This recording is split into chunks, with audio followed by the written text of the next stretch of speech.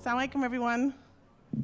So continuing on the story of Ibrahim alayhi salam, I want to focus on two key components of his life that, inshallah, I hope that we can really apply to our lives every day. And subhanAllah, I just once again, I want to really thank all the organizers, Brother Muhammad, and all the organizers of the retreat, because I think this is such a powerful subject matter. One of the things, I'm sure we might hear it throughout this retreat, but one of the things that we hear often is, how do you expect me to be like the Prophet? I'm not a prophet, right? And so who else were these prophets, subhanAllah, sent to but for us, as an example? And Allah subhanahu wa ta'ala tells us that to take an example in Ibrahim alayhi salam, to take an example in Prophet Muhammad sallallahu alaihi wasallam. So who are these stories for? They're for us. And they're not stories to read before bedtime, but really stories that we extrapolate lessons from and that we turn to for inspiration in times of difficulty and in times of ease, inshallah. So we're going to start with focusing how Allah subhanahu wa ta'ala mentions Ibrahim alayhi salam as an ummah. As an ummah. And Allah subhanahu wa ta'ala says, indeed, Ibrahim was a comprehensive leader, devoutly obedient to Allah, inclining towards truth, and he was not of those who associate others with Allah subhanahu wa ta'ala. Qanitan lillahi hanifa, right? So that he was devoutly obedient to Allah subhanahu wa ta'ala, and that he was hanif, that he was never of those who associated, that he was always upright and inclining towards the truth. And so these two qualities are so amazing in Prophet Ibrahim alayhi salam. These are the things that we want to focus on, inshallah. So what does it mean that he was an ummah? How can one man, subhanAllah, be an entire ummah? And so the scholars have said a couple of things. Number one, that the good that he did equals the amount of good of an entire ummah. And we're going to see why, and I'm sure that we've already heard from the sheikh just before us. And the other explanation is that all of the prophets, all of the nations that came descended from Ibrahim alayhi salam. Very, very amazing. So Allah subhanahu wa ta'ala is telling us the importance of Ibrahim alayhi salam. So what really stands out about Ibrahim alayhi salam is that he, like all the other prophets, were tested very heavily. And some may say maybe that he was perhaps even tested the most. SubhanAllah, being rejected by his father, to the point of being thrown into the fire, SubhanAllah, being rejected by his people, being alone, having the least amount of very few followers, just Lut alayhi salam, his nephew, and his wife, Sarah, at one point in time. Being a traveler, so being a stranger in different lands, having arguments with the king, having to leave his beloved Ismail, his first son, whom he prayed for. Him and his wife prayed to have children. He didn't have any children, and then his most beloved, he has to leave him in the desert, subhanAllah, to leave him, and subhanAllah, never really to live with him as he did with Ishaq, or be near to him. So despite being tested so heavily, that these amazing qualities stand out. What is it? His character, his upright nature, and the methodology of his dawah. Really inspirational, and those are the two things that we want to focus on, inshallah, and that we will focus on. So in terms of his character, Allah subhanahu wa ta'ala mentions in Surah Al-Anbiya that he has granted rushd to Ibrahim alayhi salam, that he granted guidance. And something interesting to note, that rushd is guidance in action, in your action. We want to all be not only rightly guided in terms of our knowledge, and that is hidayah, knowledge of staying on the straight path, knowledge of what is the straight path, that is hidayah, and which is guidance in our knowledge, but we also want to have guidance in our action, fil a'mal, which is rushd. So Allah subhanahu wa ta'ala granted him this wisdom from a very young age. And how do we see it? The fact that he asks his father, why is it that you're worshiping these idols, that they neither speak to you nor they hear you? They don't benefit you and they don't harm you. And we're gonna talk about his approach, but we see this from a very young age. The fact that he, had this love of tawheed, this love of oneness of Allah subhanahu wa ta'ala, and the wisdom on how to guide people, the wisdom of how to talk to people, and then to have that firmness of faith, to want to stay on that despite being rejected time and time again. And what's amazing about his character as well is that he developed this intuition of how to talk to people and how to guide them, what to say when and to whom.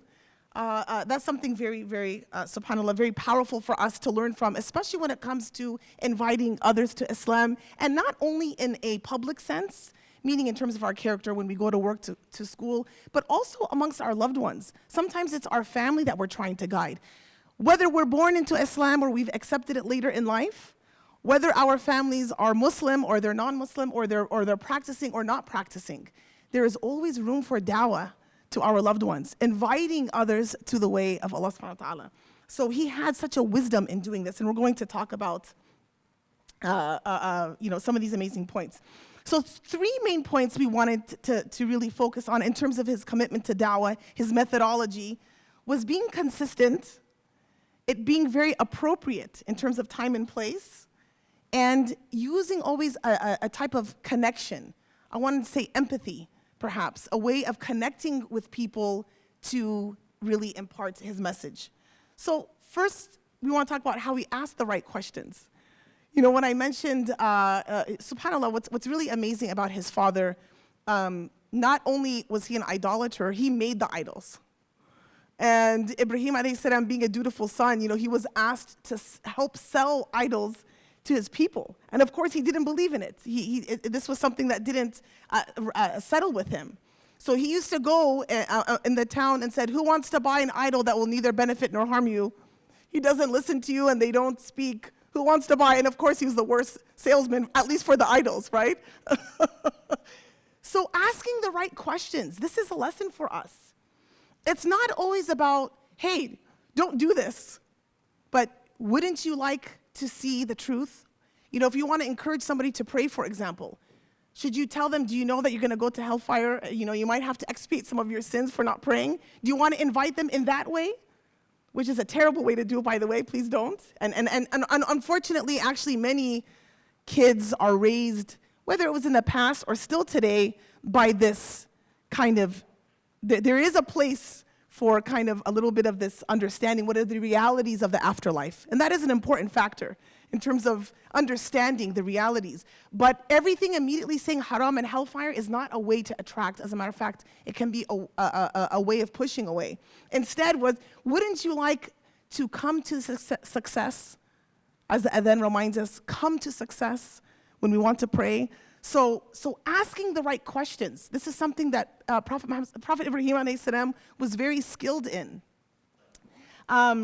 He also used the arguments of the people to shed light on the faultiness of their logic. So for example, you know, in the famous story where Ibrahim alayhi salam said that he was reflecting about his Lord. So he saw a star appear in the sky, and he said, this is my Lord.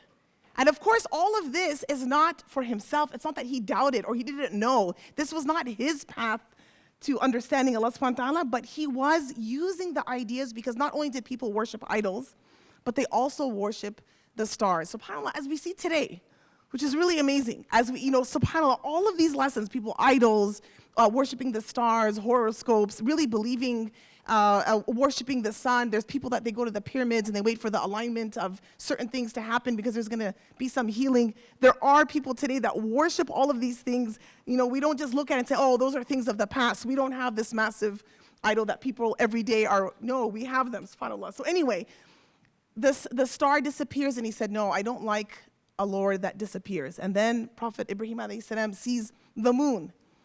And then the moon sets and he says, I don't like a Lord that sets or that disappears. And then finally, when the sun rises, he says, this is my Lord. And it's even bigger, right? And there we'll talk about how the parallel of bigger is better. The bigger the idol cost more money, which showed more wealth. So the wealthier you were, you purchased the bigger idols. And that also kind of flaunted your wealth to other people. So it's like, oh, this person's a big deal. They have a big idol. SubhanAllah. Look at the parallel to what we have.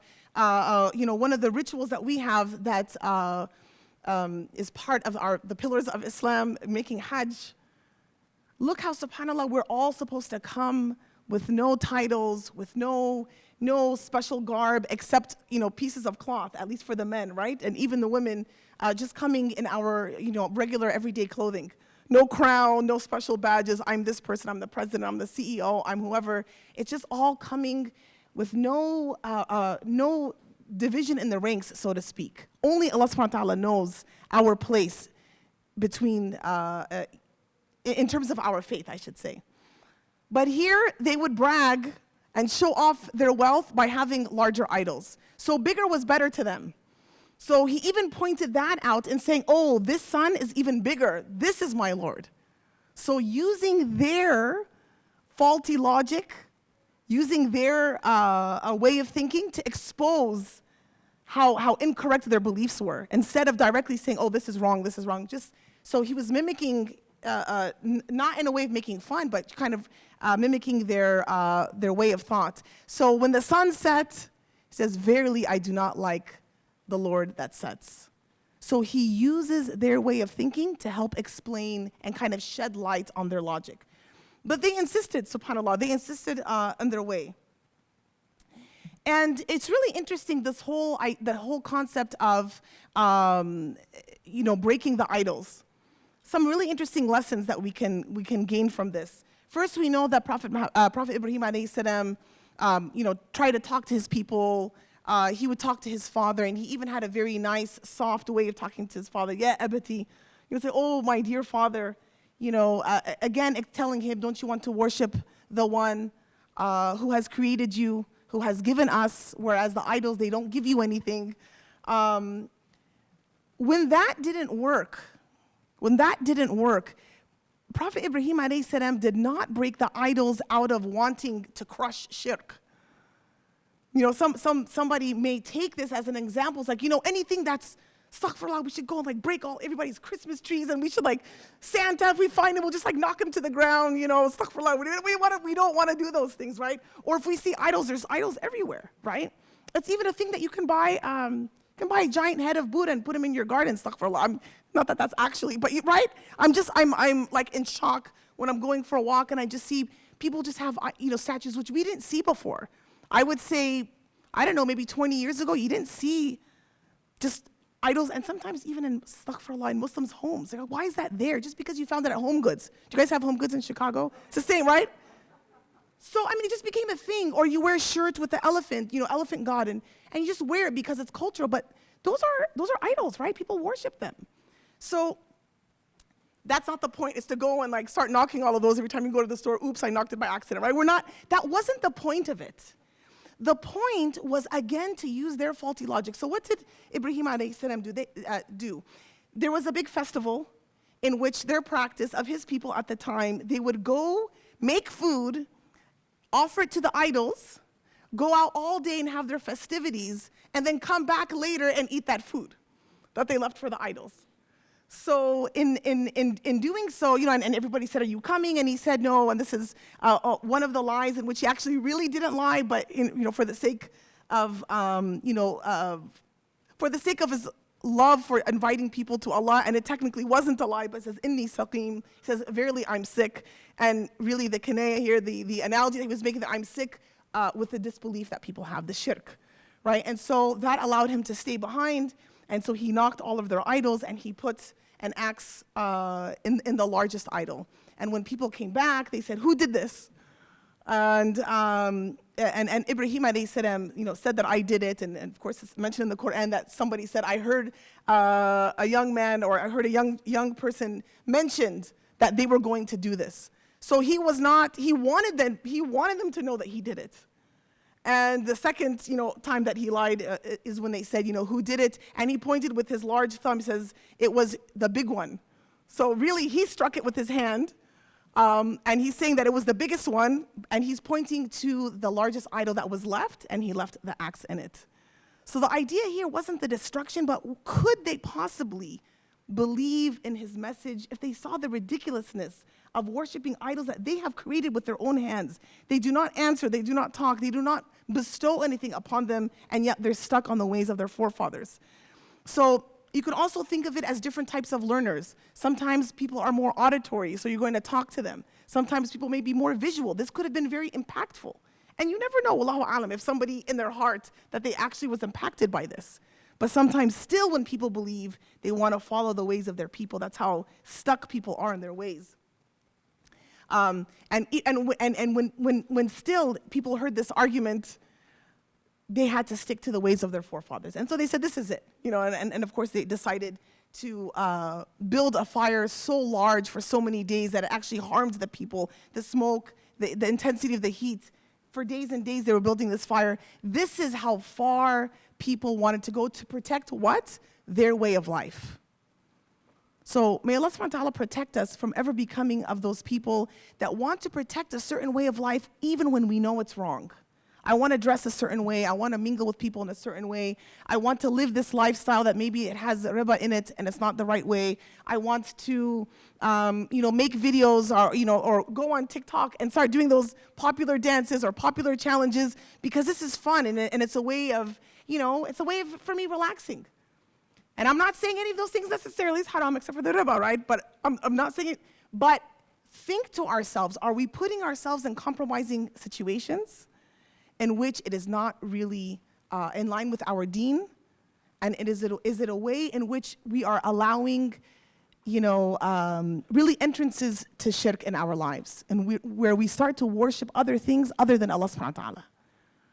And never in a way in which we're actually going to go in front of something and bow down, but in a way in which we allow the desire, the materialism, the fame of this world to enter our heart and take over. Okay, it's time to pray, but okay, I'm having so much fun, or I'm out, or I don't pray when I'm out. That's where you see the conflict. It enters into those ways. And we also see Prophet Ibrahim alayhi salam's commitment to dawah when he uses logical arguments with King Nimrud, when the king wanted to show how powerful he was. And he says, I can bring life and bring death, right? He brings, Ibrahim alayhi salam says that my Lord can bring life and give death. And he said, well, I can do the same. So he brings a slave that was supposed to be executed, and he says, you're free to go. And he took somebody else, and he had him executed. So he wanted to prove. And Ibrahim alayhi salam then said, well, my Lord can bring the sun from the east and have it set in the west. SubhanAllah, can he do the same? So even, the logic that was used is unparalleled. It's amazing. And it also goes to show us how we need to be logical in our invitation to Allah subhanahu wa ta'ala. What is it that's off with, I shouldn't say off, what is it that may bring our loved one to a closer understanding of what Allah subhanahu wa ta'ala expects from us? What logic can we use? What examples can we give that will win the mind? Sometimes people need to be one with their hearts, sometimes it's with the mind, and sometimes it's with both. So this method of da'wah it's powerful, and it speaks to us today. This is a constant theme, which I think is so powerful. After Ibrahim alayhi salam was thrust into the fire, and we know that Angel Jibreel even came, or it is said, I should say, that Angel Jibreel came and asked if he needed any help, and he said, Hasbunallah wa ni'mal wakeel, that enough for me is Allah, and Allah is the best of protectors, or giver of affairs, or protector of affairs, I should say. After such a massive calamity, this is like a massive break, obviously, in the relationship with his father. He's the one who ordered Ibrahim alayhi salam to be thrown into the fire. And we know that Allah subhanahu wa ta'ala commanded for the fire to be cool and peaceful. Not just cool, but cool and peaceful. Ibrahim alayhi salam, he leaves, he has his wife Sarah with him. He has Lut alayhi salam, they split ways, that's his nephew. He asks for a progeny, a righteous child. He does not have any children.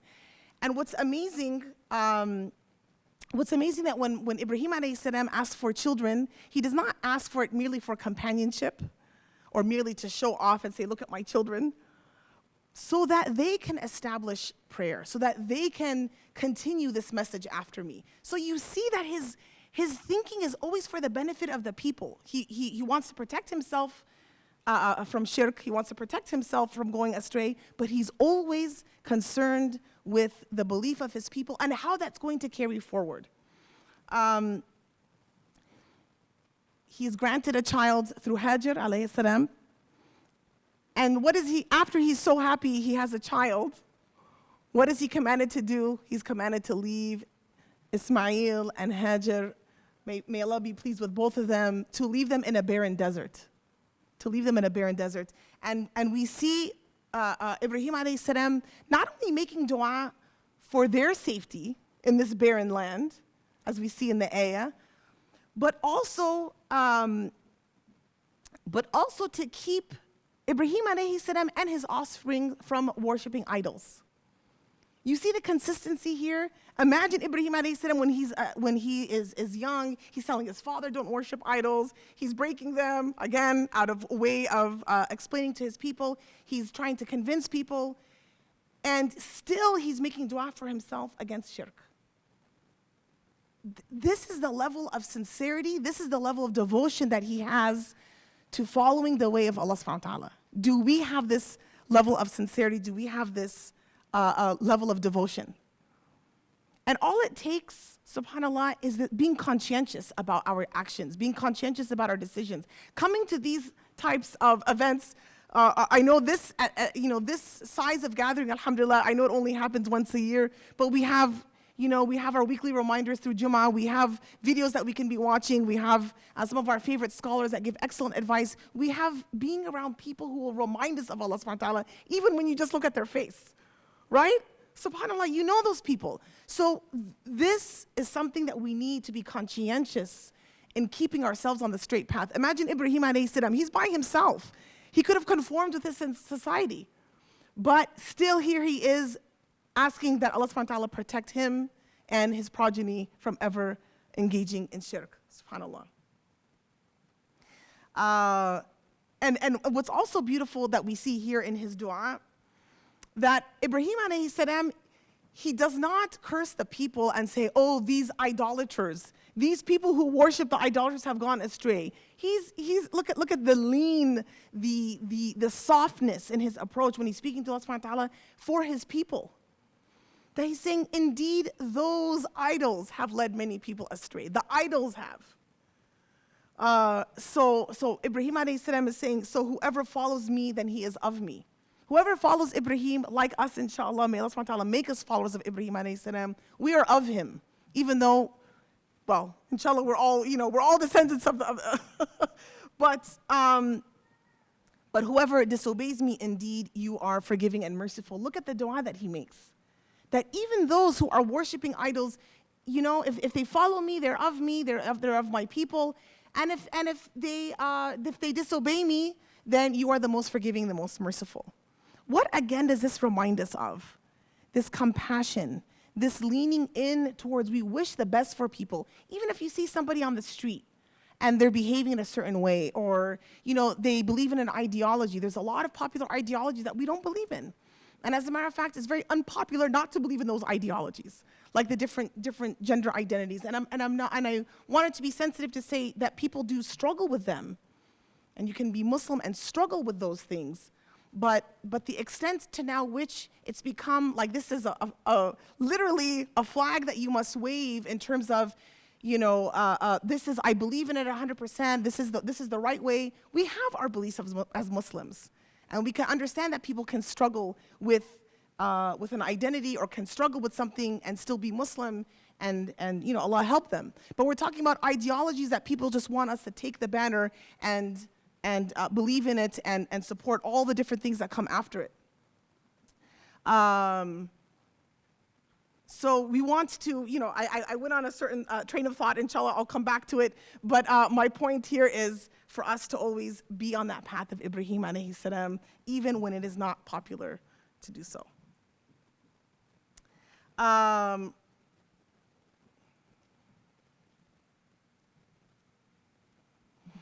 Okay, the other aspect, so here what's interesting that Ibrahim alayhi salam in the last two ayats that I showed, he is asking for protection from worshiping idols. So protection from what's something that's going to lead to shirk.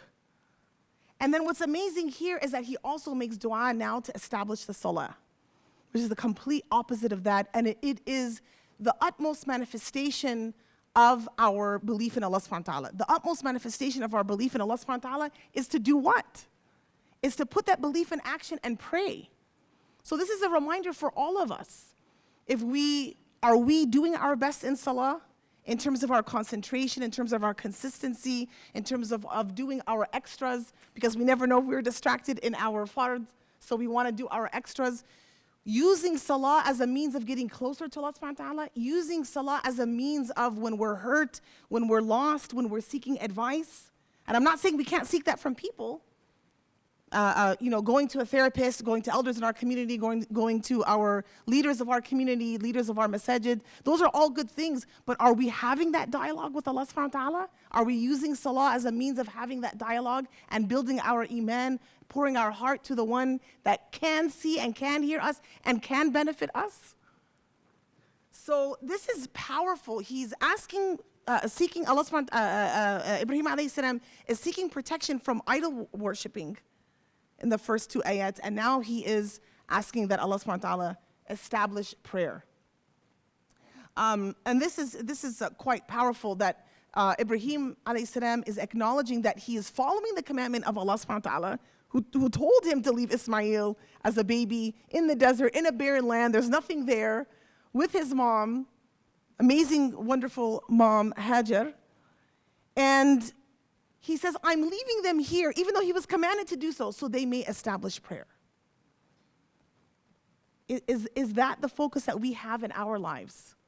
Whether we are in charge of ourselves or we have an ability to mentor others in our lives, like our siblings or students or people in our community, or whether we are parents, is this our focus? And again, not by nagging and saying pray, pray, pray, pray, pray, but enacting this practice in our home, establishing it as a ritual, establishing it as a daily occurrence, surrounding that ritual with good behavior towards your children, towards your spouses, towards your parents, towards your loved ones, so that they see there's no disparity. Oh, I'm praying, but I'm shouting vulgarities. I'm praying, but I'm being mean. I'm praying, but I'm abusing other people, either emotionally or financially, or so many different ways.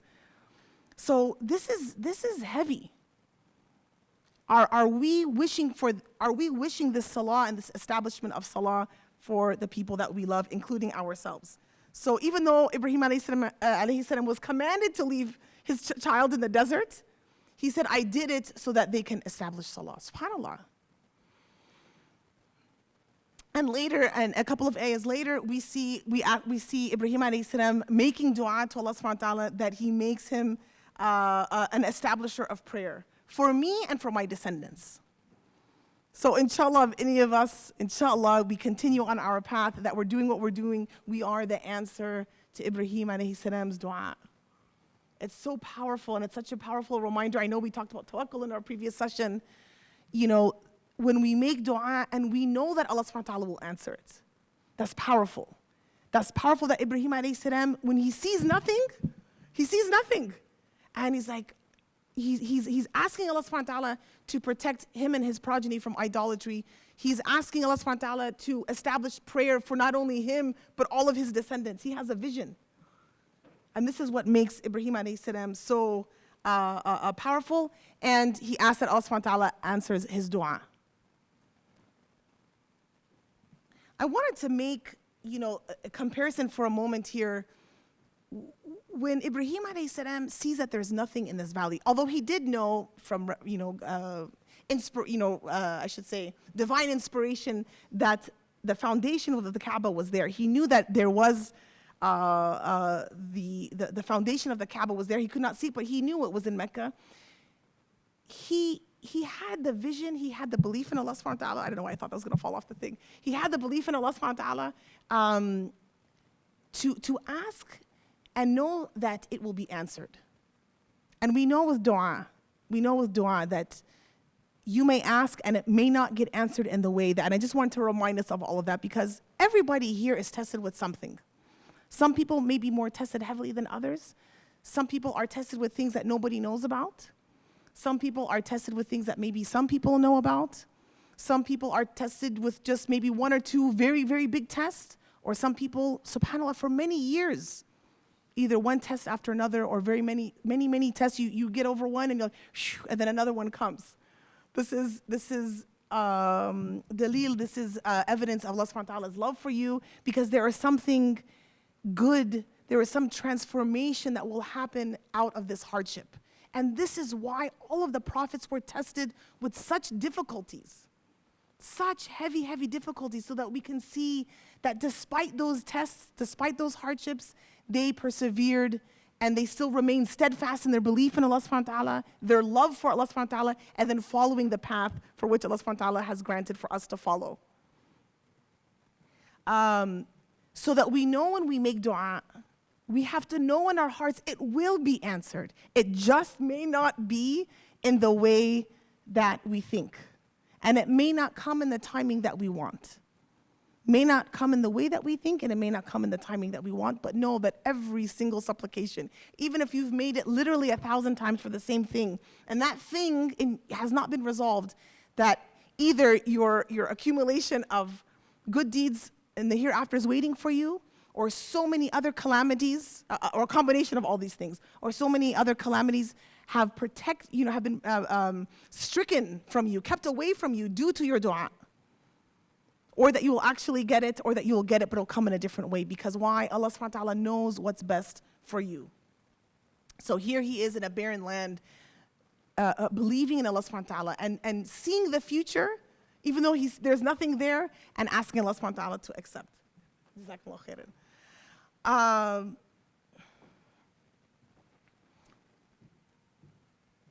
I wanted to go back to this concept of idolatry. So we're talking about the importance of establishing salah, and I wanted to go back to this concept of idolatry. And again, because now I want to really focus on how this applies to our life here. This is an old struggle. Nuh alayhi salam, his people worshipped idols. And who were those idols? They were righteous people. Some of the scholars, say something very interesting, that perhaps when you want to devote yourself to somebody who's rightly guided, to somebody who has passed away, saints, all religions or pseudo-religions have this. Even Muslims can practice this, and to use an intercessor, which we don't believe in. This is not part of our deen, but some people go to the extent of crying and asking those who are really rightly guided from the past, and asking them to help them, when we know Allah subhanahu wa ta'ala is the one that we should always be calling, should always be directing all of our prayers to. Some of the scholars say that perhaps it's out of an inferiority complex. I can't be as good as that person, but I can pray to them so they can help me become good, give me what I need. That perhaps that comes from an inferiority complex. So we should believe in ourselves that we have the ability to be as righteous as all of these rightly guided people, and we don't need to worship them and divert our attention, and yet keep our attention focused on Allah subhanahu wa ta'ala. Ibrahim alayhi salam, when he challenged his people, they asked him, are you telling us the truth that these idols really can't benefit us, or are you just mocking us? And even when he showed them with breaking the idols, even when he made his arguments, they insisted on their way of life. And we even see the same Prophet Muhammad sallallahu alaihi wasallam when he stood on the mountain and he called to his people and he said, would you believe me if I told you there was an army coming? And they said, yes, of course we believe you. And then he said, well, I'm a messenger from God. And who went and cursed him? His own uncle. So we see that this theme of having sometimes that your own enemy, I shouldn't say enemy like in terms of you hate them, but sometimes who's going against you can be from your loved ones. Sometimes you are the stranger in your own kind of your own home, or your own group of friends, or your work. You may be the lone person. But the idea here we see with all of the prophets, the consistency here is for us to be steadfast despite our environment, despite our struggle. And again, following trends and following ideologies. Whenever people of the past were challenged, like Ibrahim alayhi salam, when he asked his people, what is it that you're doing? Why do you worship these idols? It says it's what we found our forefathers doing. So are we going to say this is what everyone else does? when it comes to our investments, when it comes to dating, when it comes to, again, how we behave on social media, and becomes on how we dress, on how we post our updates of our lives. Do we do it our way, or do we just do it the way that everyone else is doing it? Do we do it with a conscientiousness of Islam, or do we do it the way that everyone else is doing it? So I think for us to remember here, Ibrahim alayhi salam said it very clearly. You are certainly, you and your fathers, in manifest error. So the familiar road may not always be the right road. It may be the wrong road.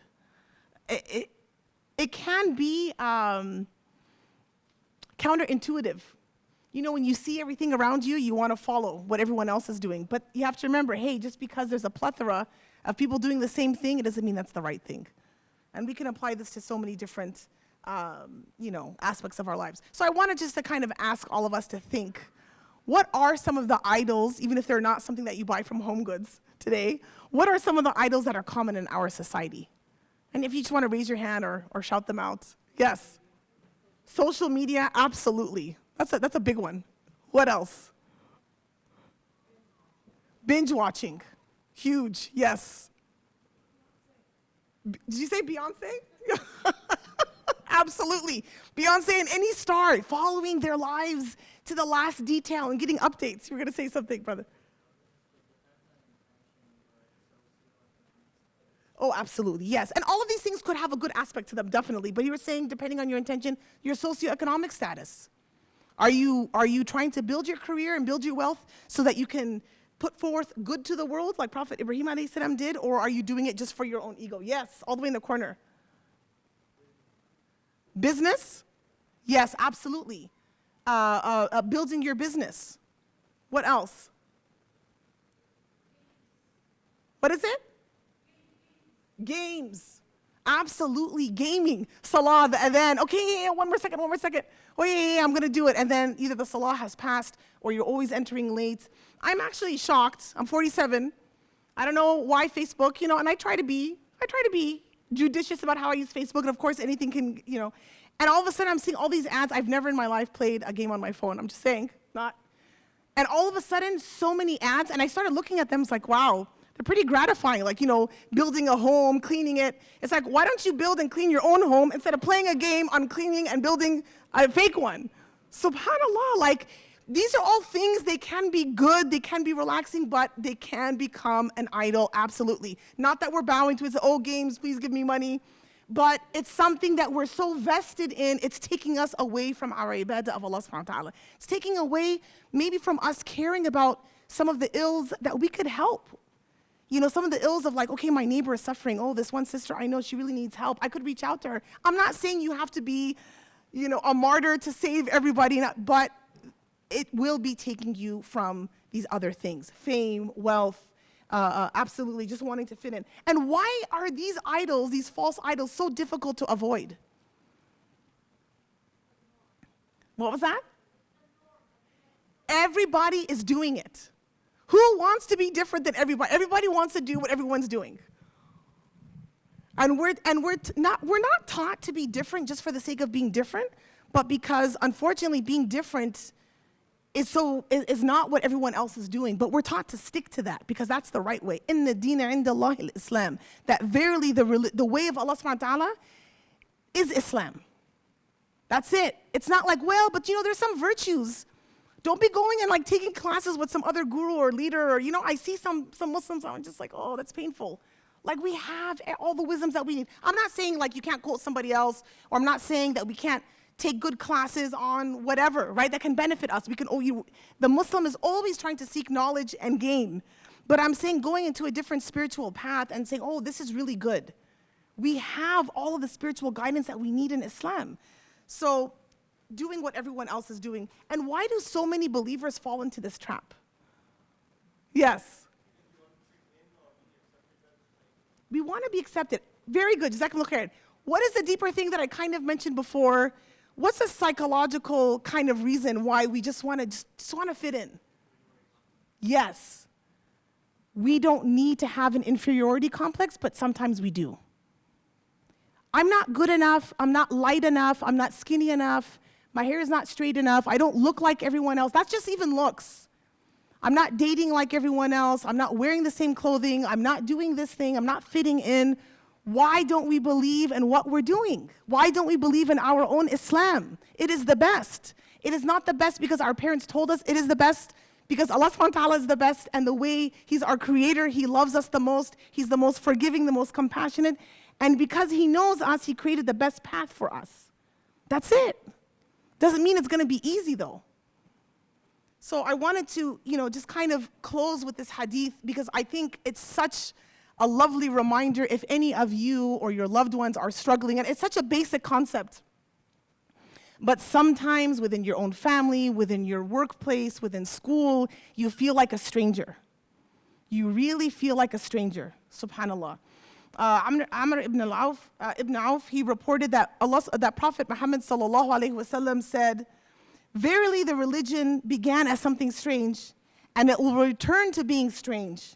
So blessed are the strangers who restore my sunnah that people have corrupted after me." It started as something strange when he called people to Islam. It became very, alhamdulillah, so many people became Muslim. It can wax and wane, this concept of Islam becoming popular and then it becoming strange, or it can be, multiple people can be feeling this in different places in the world. It could be time and place, it could be different situations, but you may find yourself that you are strange. But not strange in the odd sense, just strange that you're not doing what everyone else is doing. And I hope that we take inspiration from Ibrahim alayhi salam to not only remain steadfast on our call to Allah subhanahu wa ta'ala, not only for ourselves, but for our families, for community, and also remaining steadfast in our tawheed, which not only means establishing ourselves in the salah, but keeping away from what is going to pull us from Allah subhanahu wa ta'ala, which is idolatry in its new and old forms. Allahumma ameen. I wanted to leave some time if we had any questions, inshallah. Jazakumullah khair, Sister Lobna. Barakallah feek. So, I like this question. What if someone says, for example, my father taught me Christianity, or any religion for that matter, or any way of life. It's been working for me so far. I'm happy, my life is blessed, I'm content. How do you respond to that?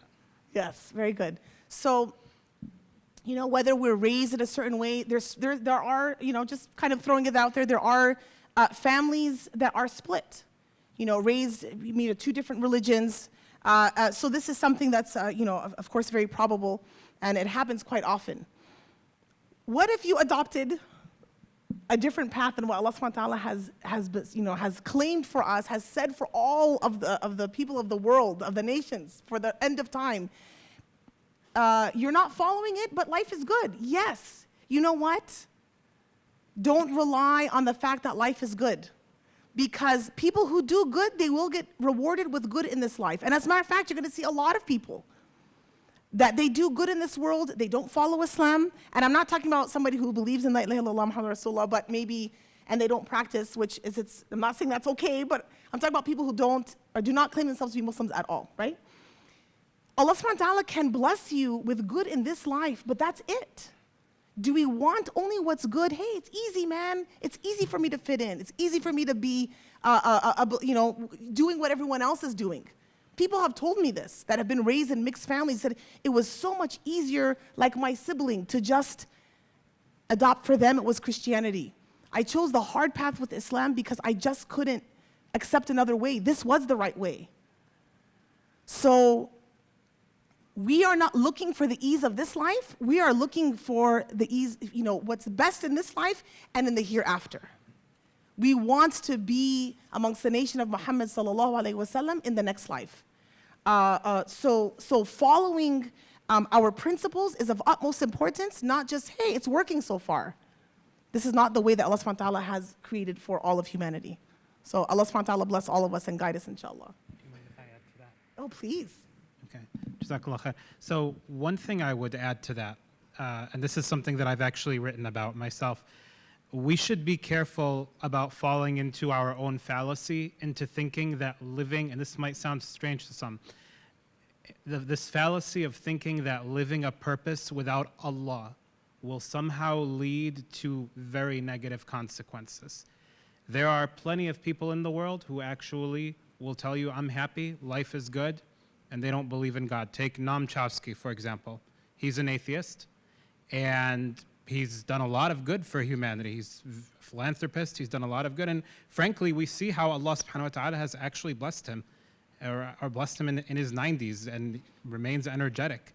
The problem in our times, and what I noticed in this question, is the phrasing of, I'm blessed, everything is fine in my life, I'm okay, me. There was a lot of me in that question, or in that statement. So the problem in our time, where depression comes from and these negative consequences, by the way, I say that as a psychiatry nurse practitioner who deals with depression and trauma, schizophrenia, everything in between. The problem where the depression comes from and these negative consequences is not necessarily in which they find meaning in, but rather the framework through which they pursue meaning or try to determine meaning. So someone may find meaning in something like adopting animals, something very simple like that. Therefore, they find that meaning in it. But then it's all about my own individualism. How does it benefit me? How does it help me? Even you see it even in college students especially. I need to volunteer because I need to improve my resume. I need to get into the postgrad or graduate college that I want to get in. So that's very different than someone saying, for example, so this person's saying, the father is saying, I'm blessed, I have my purpose. That doesn't answer the question of what is the purpose of life, or what is a purpose of life. So it's all about that framework. And so the framework by which the Western world approaches this topic is, it has to be me. I determine what my purpose is. Let me spend years and years or decades figuring out, what do I need to do with my life? So that's the problem. The fallacy here of this sort of mentality is that it's self-centered around the self. And eventually that's where the psychological, emotional problems come from our perspective. The more a person centralizes the self, the more a person centralizes the self, the more it decentralizes other than the self, then the more we can begin to centralize our lives around Allah subhanahu wa ta'ala. Again, the more we decentralize ourselves, the more we can then centralize our lives around Allah subhanahu wa ta'ala. Wallahu a'lam. Another question over here. So we are taught in Islam, to not be leaning towards the left or not to go from one extreme or to another. But this incident that happened with the Prophet Ibrahim alayhi salam about destroying idols, and there was actually an incident several years ago where people took the Sunnah of Ibrahim, as they called it, and actually went to a temple and decided to take things into their own hands. So how do we interpret these sort of events and not fall into taking things to the extreme from that perspective? Yeah, If you can shed some jazakumullah light on khairan. So first, it's important to note that Ibrahim alayhi salam was rightly guided. And that's not to say that we weren't, but he did his actions and under the care of Allah subhanahu wa ta'ala. So Allah subhanahu wa ta'ala said that we granted him that wisdom, and so that is the guidance and the wisdom that he did in all of his actions. So we have to understand that these incidents that took place at that time was appropriate due to who was doing it. That was Ibrahim alayhi salam, and to his people, and what was acceptable, and the reason why he was doing it. Again, that is extremely important. The reason why he was doing it was to show how ridiculous the statements, not to crush the idea of idolatry. He could have burned down, his dad's workshop, but he didn't do that. The idea was to see if that would, help convince them. The second thing that's very important is that we take all of our usloob and all of our, our methodologies. We're going to take as what we can implement today in terms of practical. Okay, we're taking inspiration from Ibrahim alayhi salam's story, but in terms of the practical way Muhammad sallallahu alayhi wasallam implemented, that's what we're going to take from. He never did that. He never went, and he had idols also in the Kaaba, around the Kaaba. That was the business of his people. That's why they were successful. That was the success and what his people did. But he never did that. He never went and crushed the idols. So we see that's not the way of Prophet Muhammad sallallahu alaihi wasallam. It was a different time and place. And then we also understand some of the reasonings behind what Ibrahim alayhi salam did. So it is not right for us at all to implement that same strategy. All right. Next question. You've got a big fan here. They said thank you, Sister Lubna, for the wonderful lecture. Can you please recommend a good book in English about fiqh al-da'wah for someone, for a beginner? That is a good question. The book that I was preparing for was in Arabic, but I will get back to you tomorrow, inshallah. I'll be here, and of course, we can, whatever messages that we share, I'll make sure to pass that on, inshallah. Okay. So Ibrahim, so we talked about this in the last lecture, and it's kind of a complex question, but in general, Ibrahim alayhi salam had the dream that he was going to sacrifice his son. So the question is in general about dreams, that there's 3 types of dreams, one from Allah, one from shaitan, and one that means nothing. How do you differentiate that? Like, how did Ibrahim know that he was supposed to do that? And how do we know if a dream is from Allah or shaitan or just has no meaning at all? That's a really good question. So first, I think it's important for us to understand the importance of the dreams of Anbiya. That is in a class of its own. We're not prophets, so we don't need to worry how did Ibrahim alayhi salam know that that was a real dream, because they were guided. They had that relationship, and so we know that we will never get a dream unless there's something going on in our lives, and there's as a break from reality for us to, la'udhu billah, like go and do the same thing. We should never ever follow dreams in that sense. And it is people who sometimes have mental health challenges that sometimes will say, well, I had a vision that I'm supposed to do this thing, and it's a crime. So please don't ever follow a dream that there's a crime in it and say, I was divinely inspired, you're not a prophet. But how do we know in general that, the meaning of our dreams? And there's some different ahadith that talk about dreams, that if we have a nightmare or we have a bad dream, that we're not supposed to speak it. Not so much, not so much that, if you say it, something bad is going to happen, but that you're going to internalize that. And the more you talk about sometimes something, the more you're going to internalize it. Sometimes we're able to understand, okay, yesterday I was watching this movie, and the dream that I just had followed the same pattern, but is now about my family. It was now in my house. But it's not, okay, it was because of the movie I watched yesterday. Or, you see fire, and you see all kinds of crazy stuff going on. A lot of times, those type of powerful images can be an expression of feelings that you're feeling at the moment. You just fought with somebody, you're upset at work, something happened at school. How do you know what is what? Sometimes it takes a little bit of just kind of light detective work. Never act on something, so I should say decisive because you saw it in a dream. And that's separate from istikhara, when we make dua to Allah subhanahu wa ta'ala to guide us in something. Some people wait for a dream. It can be a feeling, it can be every time you work towards something, you see the path keeps opening for you, and that's a sign, or you see that something keeps closing for you, and that's a sign. If there's something lewd or kind of indecent, you can think that this is probably from shaitan, and something that's kind of, something inspirational, or can sometimes be a warning that people that you're around are not good people. Sometimes, you see those kind of things in your dream.